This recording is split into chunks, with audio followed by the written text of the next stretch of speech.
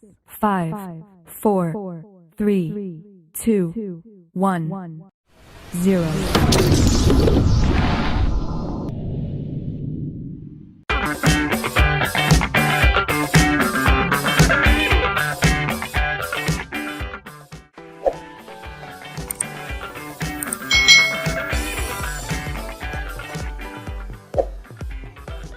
Hai, selamat datang di channel YouTube Kak Citra. Apa kabar adik-adik semuanya? Kak Citra berharap kalian dalam kondisi yang baik, sehat, dan siap untuk belajar ya. Hari ini kita akan belajar bersama-sama untuk mata pelajaran tematik kelas 6. Kita belajar di tema 6 menuju masyarakat sejahtera, subtema 3 masyarakat sejahtera negara kuat, pembelajaran yang ke-6. Mari adik-adik kita belajar dengan penuh semangat ya. Masyarakat sejahtera menjadikan negara kuat. Hal itu dapat terwujud jika masyarakat memiliki kesadaran akan tanggung jawabnya sebagai warga negara. Sore itu Udin baru saja selesai mandi dan berganti pakaian. Ia kemudian bergegas keluar dari kamar dan menemui ayahnya yang sedang duduk sambil melihat-lihat telepon genggam. Ternyata ayahnya Udin sedang membaca berita tentang kesadaran membayar pajak tepat waktu. Nah, ini adalah berita ya yang dibaca oleh ayahnya Udin. Kemenak Banjarnegara raih penghargaan dari KPP Pratama Purbalingga. Penulisnya adalah Guntur Rahma Indriadi, tanggal 7 Mei tahun 2017. Pajak adalah pungutan wajib yang dibayarkan rakyat untuk negara dan akan digunakan untuk kepentingan pemerintah dan masyarakat umum. Sedangkan wajib pajak yakni orang pribadi atau badan yang menurut ketentuan peraturan perundang-undangan perpajakan ditentukan untuk melakukan kewajiban perpajakan. Nah, di Indonesia setiap orang itu wajib mendaftarkan diri dan mempunyai nomor pokok wajib pajak atau disingkat NPWP, kecuali ditentukan dalam undang-undang. Instansi seperti Kementerian Agama melalui pimpinan mendorong pegawainya untuk membayar pajak tepat waktu. Kementerian Agama Kabupaten Banjarnegara mendapatkan penghargaan sebagai instansi teladan dalam pelaporan SPT tahunan pegawai dalam acara apresiasi dan penghargaan wajib pajak teladan yang diadakan oleh Kantor Pelayanan Pajak atau KPP Pratama Purbalingga. Nah, penghargaan diberikan di Pendopo Dipayuda Adigraha Rabu tanggal 4 Februari tahun 2015 bersamaan penghargaan beberapa kategori lainnya. Bupati Banjarnegara yang waktu itu adik-adik ya, namanya Sutejo Slamet Utomo menyampaikan pajak yang diterima oleh KPP harus memenuhi unsur utama, tepat waktu dan tepat jumlah. Setiap WP itu wajib pajak ya adik-adik ya, orang yang wajib pajak, baik perorangan maupun instansi dapat menyampaikan laporan pajak melalui kantor pelayanan pajak atau melalui e-filing. Nah, program e-filing ini merupakan sistem terbaru dari Direktorat Jenderal Pajak melalui internet dan email pribadi untuk laporan pembayaran pajak. Nah, e-filing ini membuat pembayaran pajak lebih mudah dan cepat. Hasil e-filing tetap disertakan bukti dan disetorkan ke kantor pelayanan pajak. Itu tadi adik-adik ya bacaan yang dibaca oleh ayahnya Udin ya. Lalu berikutnya, selain apresiasi bagi wajib pajak yang teladan di kabupaten, dalam acara tersebut juga disampaikan bahwa Direktorat Pajak Kanwil 2 mendapatkan penghargaan juara 1 dalam penerimaan dan pelayanan pajak secara nasional. Nah, penghargaan itu diperoleh karena target yang diberikan oleh Kementerian Keuangan itu dapat tercapai dan terlampaui secara jumlah dan juga tepat waktu. Yoyo Satyo Utomo, Kepala Kantor Wilayah 2 menyampaikan dengan penerimaan pajak yang sudah didapatkan, 70% akan kembali ke kabupaten dalam bentuk pembangunan fisik, sarana dan prasarana yang berguna bagi masyarakat. Nah, peningkatan dari sektor pajak untuk tahun 2015 diharapkan bisa meningkat. Namun yang utama adalah peningkatan kesadaran untuk membayar pajak. Target pendapatan pajak tahun 2015 Kanwil 2 Jawa Tengah ini naik 7,8%.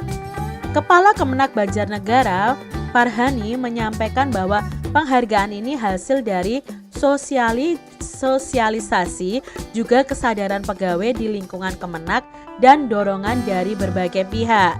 Acara tersebut dihadiri oleh Dirjen Kantor Wilayah 2 Jawa Tengah, Forum Komunikasi Pimpinan Daerah atau Forkompimda, Setda Kabupaten Banjarnegara, KPP Banjarnegara, KPP Cilacap, KPP Kebumen, KPP Banyumas, Kepala Dinas atau instansi vertikal, camat, pengusaha, kepala desa, dan undangan wajib pajak yang mendapatkan penghargaan.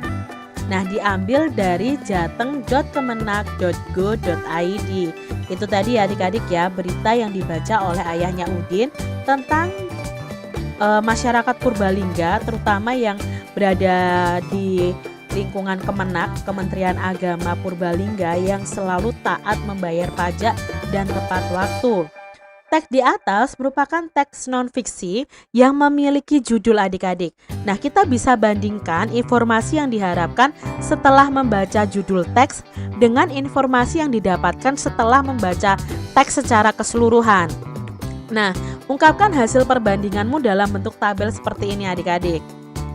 Kalau kalian membaca judulnya, informasi apa sih yang didapat dari judul bacaan?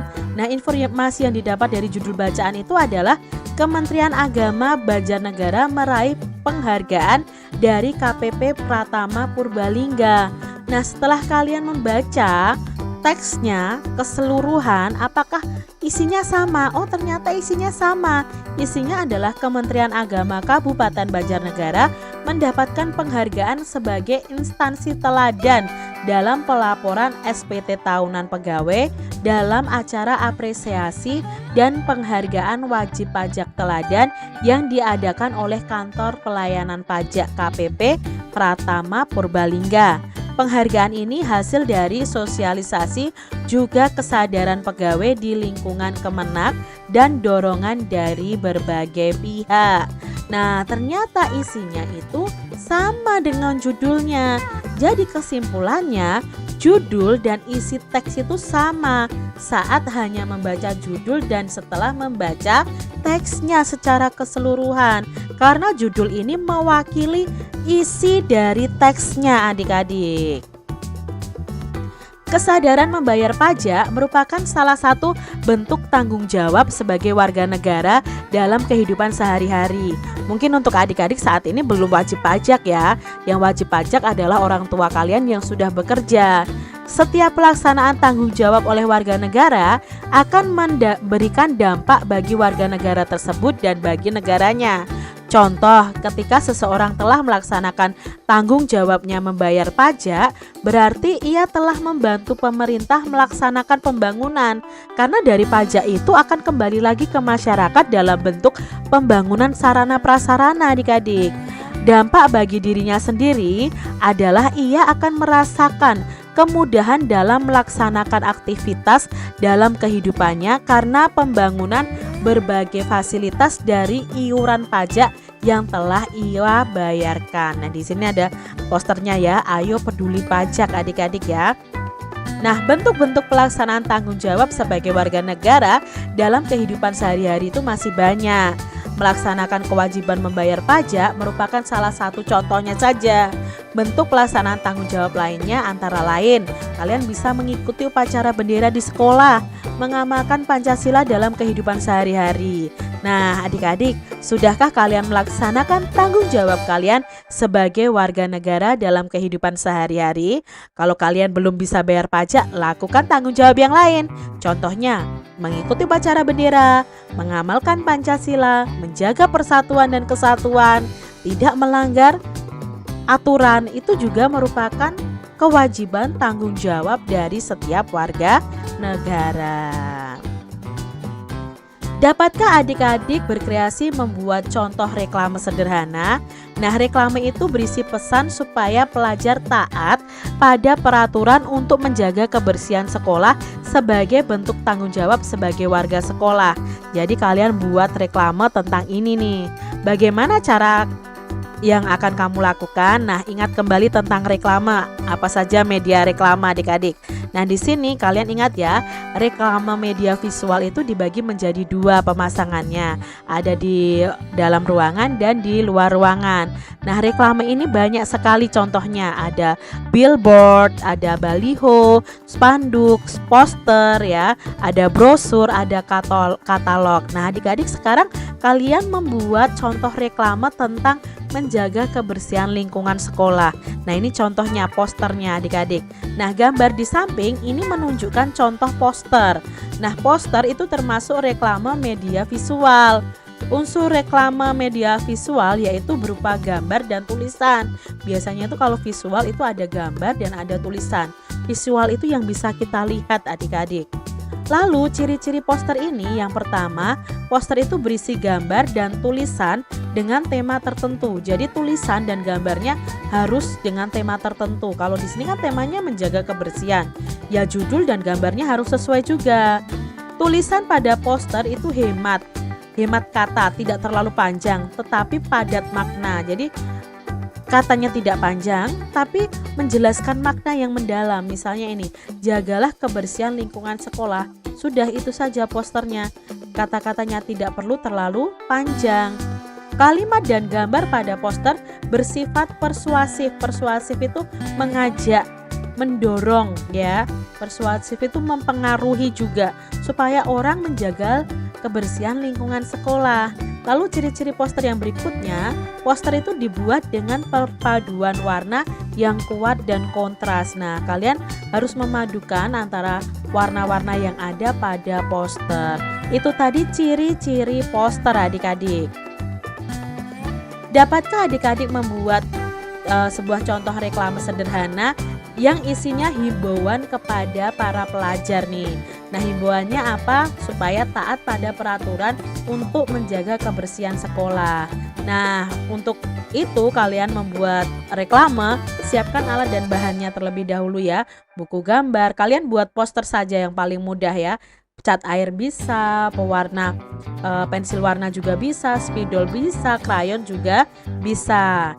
Nah, berikutnya buatlah sketsa gambar yang akan disajikan. Nah, untuk membuat sketsa ini kan kita memakai pensil terlebih dahulu. Setelah itu, sempurnakan sketsa dengan menebalkan garis menggunakan spidol atau krayonnya. Jadi, sketsa yang dengan pensil tadi kita tebali dulu dengan spidol atau krayon. Nah, setelah itu tuliskan isi pesannya apa pada tempat yang telah kalian sediakan.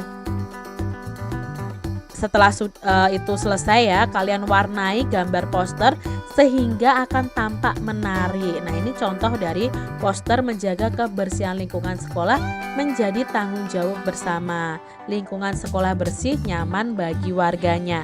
Coba adik-adik buat poster tentang menjaga lingkungan sekolah. Demikian tadi adik-adik pembahasan kita di tema 6, subtema 3, pembelajaran yang ke-6. Semoga video pembelajaran ini bermanfaat untuk adik-adik semuanya. Dan sampai jumpa lagi di video pembelajaran Kak Citra selanjutnya. Tuhan memberkati. Jangan lupa tekan tombol subscribe, lalu tekan loncengnya, tekan juga tombol like, lalu share ke media sosial kalian. Jangan lupa untuk ikuti media sosial Kak Citra. Terima kasih.